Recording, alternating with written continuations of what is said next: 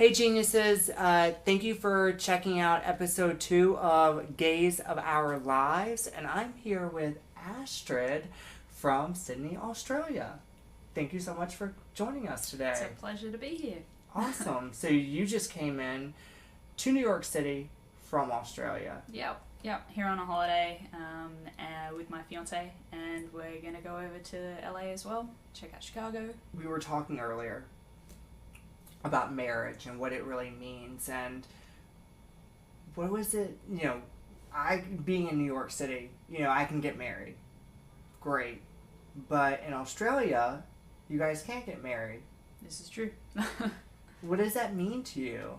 Actually, before I was engaged, it kind of didn't really mean that much, to be honest. It was a thing and it sucked, but I didn't spend heaps of time thinking about it. Now that I'm engaged, and I've been engaged for coming on a year now, and the fact that I can't get married, it actually really sucks. And the more you think about it, the more it is really detrimental to the way that people accept gay people in Australia as well. If the government lets marriage between gay people happen, then it's a real thing and people have to accept it. Whereas at the moment, it's almost like it's a bit of a fantasy world, And I don't want it to be that, because I know that what I feel is real. So, yeah. That's a pretty powerful statement. That's really, that's pretty tough, Yeah. So, I mean, we just kind of hold our breath and we wait. It's going to happen. We know that. So we're not worried. It's just, it's annoying that it can't be done right now. Because you recently were traveling around Europe as well. Yeah. What was that experience like with your fiance? Were there times when you felt nervous to hold hands and just be affectionate? Yeah, absolutely. I mean, in Europe it happened a lot. In Australia it happens too. I mean, in the suburbs that we live in, it's not that people are against it or anything like that. It's just that they're all conservative, and we would prefer to avoid the looks, the negative, slight comments that people might make. In Europe, it was magnified because we were outside of our comfort zone as well. We were in countries that people didn't speak English, and some of the countries were still not as advanced as we are, or you guys are in America, and that kind of thing, with their views. So we were quite nervous to hold hands, and that really impacted our trip.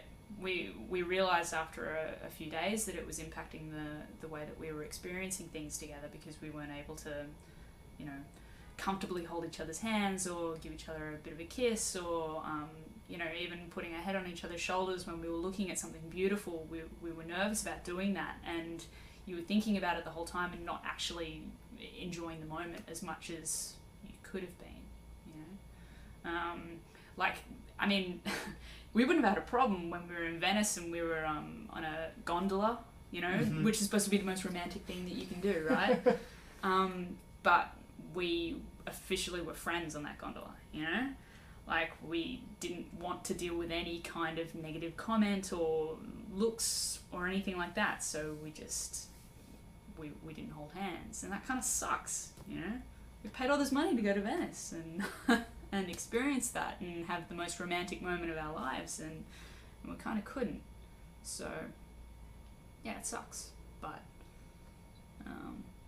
at the same time, we've got each other, so the world's still got a long way to go to really be accepting homosexuality, because I think a lot of the conservative people are saying, oh, we accept you, you're fine, blah, blah, blah, but they have no idea what it's actually like.